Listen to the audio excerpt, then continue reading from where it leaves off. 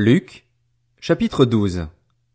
Pendant ce temps, les gens s'étaient rassemblés par milliers, au point de s'écraser les uns les autres. Jésus se mit à dire à ses disciples, « Avant tout, méfiez-vous du levain des pharisiens, qui est l'hypocrisie. Il n'y a rien de caché qui ne doive être découvert, ni de secret qui ne doivent être connus. C'est pourquoi tout ce que vous aurez dit dans l'obscurité sera entendu en plein jour, et ce que vous aurez dit à l'oreille dans les chambres sera proclamé sur les toits. Je vous le dis, à vous qui êtes mes amis, ne redoutez pas ceux qui tuent le corps et qui, après cela, ne peuvent rien faire de plus. Je vais vous montrer qui vous devez redouter. Redoutez celui qui, après avoir tué, a le pouvoir de jeter en enfer. Oui, je vous le dis, c'est lui que vous devez redouter. Ne vend-on pas 5 moineaux pour 2 petites pièces? Cependant, aucun d'eux n'est oublié devant Dieu. Même vos cheveux sont tous comptés. N'ayez donc pas peur. Vous valez plus que beaucoup de moineaux. Je vous le dis, toute personne qui se déclarera pour moi devant les hommes, le Fils de l'homme se déclarera aussi pour elle devant les anges de Dieu. Mais celui qui m'aura renié devant les hommes sera renié devant les anges de Dieu. Toute personne qui dira une parole contre le Fils de l'homme, cela lui sera pardonné. Mais celui qui aura blasphémé contre le Saint-Esprit, le pardon ne lui sera pas accordé. Quand on vous conduira dans les synagogues, ou devant les magistrats et les autorités, ne vous inquiétez pas de la manière dont vous vous défendrez ni de ce que vous direz. En effet, le Saint-Esprit vous enseignera au moment même ce qu'il faudra dire. Du milieu de la foule, quelqu'un dit à Jésus, « Maître, dis à mon frère de partager notre héritage avec moi. » Jésus lui répondit, « Qui m'a établi pour être votre juge ou pour faire vos partages? » Puis il leur dit, « Gardez-vous avec soin de toute soif de posséder, car la vie d'un homme ne dépend pas de ses biens, même s'il est dans l'abondance. » Il leur dit cette parabole. Les terres d'un homme riche avaient beaucoup rapporté. Il raisonnait en lui-même, disant, « Que vais-je faire? En effet, je n'ai pas de place pour rentrer ma récolte. Voici ce que je vais faire, se dit-il. J'abattrai mes greniers, j'en construirai de plus grands, j'y amasserai toute ma récolte et tous mes biens, et je dirai à mon âme, « Mon âme, tu as beaucoup de biens en réserve pour de nombreuses années.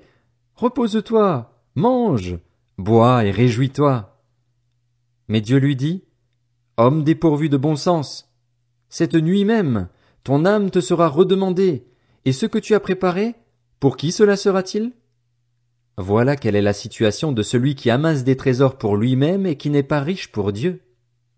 Jésus dit ensuite à ses disciples, « C'est pourquoi je vous le dis, ne vous inquiétez pas pour votre vie de ce que vous mangerez, ni pour votre corps de ce dont vous serez habillés. La vie est plus que la nourriture et le corps plus que le vêtement. Observez les corbeaux. Ils ne sèment pas et ne moissonnent pas. Ils n'ont ni cave ni grenier, et Dieu les nourrit. Vous valez beaucoup plus que les oiseaux. Qui de vous peut, par ses inquiétudes, ajouter un instant à la durée de sa vie? Si donc vous ne pouvez rien faire, même pour si peu, pourquoi vous inquiétez-vous du reste? Observez comment poussent les plus belles fleurs. Elles ne travaillent pas et ne tissent pas. Cependant, je vous dis que Salomon lui-même, dans toute sa gloire, n'a pas eu d'aussi belle tenue que l'une d'elles. Si Dieu habille ainsi l'herbe qui est aujourd'hui dans les champs et qui demain sera jetée au feu, il le fera d'autant plus volontiers pour vous, gens de peu de foi. Et vous, ne cherchez pas ce que vous mangerez ni ce que vous boirez et ne soyez pas inquiets. En effet, tout cela, ce sont les membres des autres peuples du monde qui le recherchent. Votre Père sait que vous en avez besoin. Recherchez plutôt le royaume de Dieu et tout cela vous sera donné en plus. N'aie pas peur, petit troupeau, car votre Père a trouvé bon de vous donner le royaume. Vendez ce que vous possédez et faites don de l'argent. Faites-vous des bourses qui ne s'usent pas, un trésor inépuisable dans le ciel, où le voleur n'approche pas et où la mite ne détruit pas. En effet, là où est votre trésor, là aussi sera votre cœur. Mettez une ceinture à votre taille et tenez vos lampes allumées. Soyez comme des hommes qui attendent que leur maître revienne des noces, afin de lui ouvrir dès qu'il arrivera et frappera. Heureux ces serviteurs que le maître, à son arrivée, trouvera éveillés. Je vous le dis en vérité, il mettra sa ceinture, les fera prendre place à table et s'approchera pour les servir. Qu'il arrive au milieu ou vers la fin de la nuit, Heureux sont ses serviteurs, s'il les trouve éveillés. Vous le savez bien, si le maître de la maison connaissait l'heure à laquelle le voleur doit venir, il resterait éveillé et ne laisserait pas percer les murs de sa maison. Vous donc aussi, tenez-vous prêts, car le Fils de l'homme viendra à l'heure où vous n'y penserez pas. Pierre lui dit, Seigneur, est-ce à nous que tu adresses cette parabole, ou bien à tout le monde? Le Seigneur dit, Quel est donc l'intendant fidèle et prudent que le maître établira responsable de ses employés pour leur donner la nourriture au moment voulu? Heureux le serviteur que son maître, à son arrivée, trouvera occupé à son travail. Je vous le dis en vérité, il l'établira responsable de tous ses biens. Mais si ce serviteur se dit en lui-même, Mon maître tarde à venir, s'il se met à battre les autres serviteurs et servantes, à manger, à boire et à s'enivrer, alors le maître de ce serviteur viendra le jour où il ne s'y attend pas et à l'heure qu'il ne connaît pas. Il le punira sévèrement et lui fera partager le sort des infidèles. Le serviteur qui a connu la volonté de son maître mais qui n'a rien préparé ni fait pour s'y conformer sera battu d'un grand nombre de coups. En revanche, celui qui ne l'a pas connu et qui a fait des choses dignes de punition sera battu de peu de coups.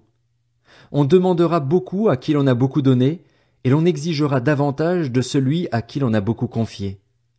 Je suis venu jeter un feu sur la terre. Combien je voudrais qu'il soit déjà allumé? Il y a un baptême dont je dois être baptisé, et quelle angoisse pour moi jusqu'à ce qu'il soit accompli. Pensez-vous que je sois venu apporter la paix sur la terre? Non, vous dis-je, mais la division. En effet, désormais, s'il y a 5 personnes dans une famille, elles seront divisées, 3 contre 2 et 2 contre 3, le père contre le fils et le fils contre le père, la mère contre la fille et la fille contre la mère, la belle-mère contre la belle-fille et la belle-fille contre la belle-mère. Il dit encore aux foules, Quand vous voyez un nuage se lever à l'ouest, vous dites aussitôt, La pluie vient, et c'est ce qui se passe. Quand vous voyez souffler le vent du sud, vous dites, Il fera chaud, et c'est ce qui arrive. Hypocrite, vous savez reconnaître l'aspect de la terre et du ciel. Comment se fait-il que vous ne reconnaissiez pas ce temps-ci? Et pourquoi ne discernez-vous pas par vous-même ce qui est juste?